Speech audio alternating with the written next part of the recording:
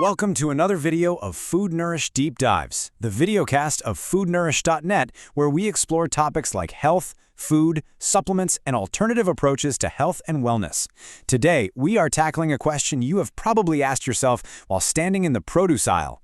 What's the real story with bell peppers? You know, specifically, the one that always seems to be the odd one out, the green one. You've seen it, right? The vibrant red, yellow, and orange peppers are always priced a little higher, while the green ones, they're the budget-friendly option. So what gives? Is it a different plant entirely? Is it maybe lower quality? Well, let's dive in and uncover the simple truth. And there it is! That's the secret. Green, yellow, orange, and red bell peppers are all the exact same fruit from the very same plant, Capsicum annuum. The only difference is when they were picked from the vine. A green pepper is simply the immature version of its colorful siblings. But that simple fact that it's unripe changes absolutely everything, from its flavor and nutritional value to, you guessed it, its price. So how does this transformation actually happen? It's a pretty fascinating chemical process that's going on right there on the vine. It's all driven by pigments that are in a constant state of change. Let's break down the science of it. A young pepper's main job is just to grow, and it does that using photosynthesis, just like the leaves on the plant. So that green color comes from really high levels of chlorophyll, which is the pigment that absorbs sunlight and turns it into energy.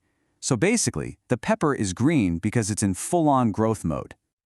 Now, what's really interesting is that the pigments that make peppers red, yellow, and orange, called carotenoids, they've been inside the pepper the whole time. They're just hiding. As the pepper matures, the plant signals that it's time to ripen up. This causes the chlorophyll to break down, and as that green color fades away, those brilliant, vibrant carotenoids finally get to show themselves. But the change isn't just about color. It's also a huge change in taste. That distinct, sharp, and let's be honest, sometimes bitter flavor you get from a green pepper, that comes from a class of organic compounds called pyrazines. This is what gives it that classic green taste. This whole process creates a major flavor shift. As the pepper ripens on the vine, two things are happening at the same time. The amount of those bitter pyrazines drops way down, while the pepper's natural sugar content, we're talking glucose and fructose, more than doubles. The bottom line is you're trading bitterness for sweetness as the pepper gets older. Okay, so we know how it happens. But what does this ripening process actually mean for us when we're choosing our peppers at the store? Let's look at the real, tangible results. So first off, all bell peppers are fantastic sources of vitamin C. But the longer a pepper ripens, the more of it accumulates. A green pepper has a really solid 120 milligrams per cup, which is already more than you need in a day. But a fully ripe red pepper, it packs a massive 190 milligrams.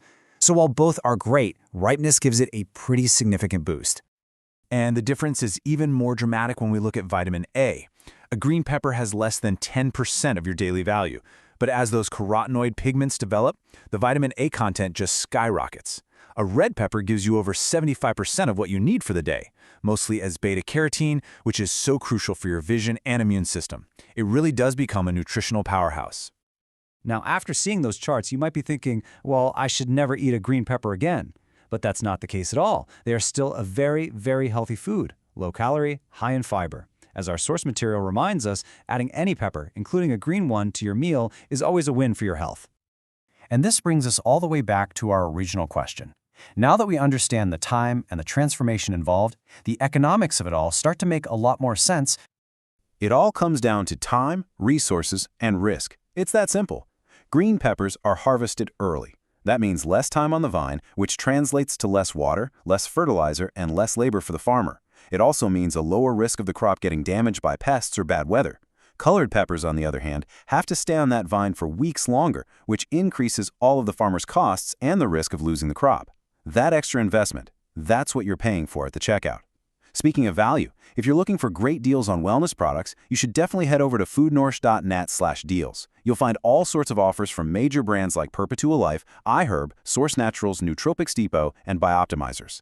The link is right there for you in the description of this video. All right, now that we're all experts on green peppers, let's talk about how to use them effectively in the kitchen, especially if you sometimes find them a little too bitter or maybe a bit hard to digest. To mellow out that characteristic sharpness, cooking is your absolute best friend.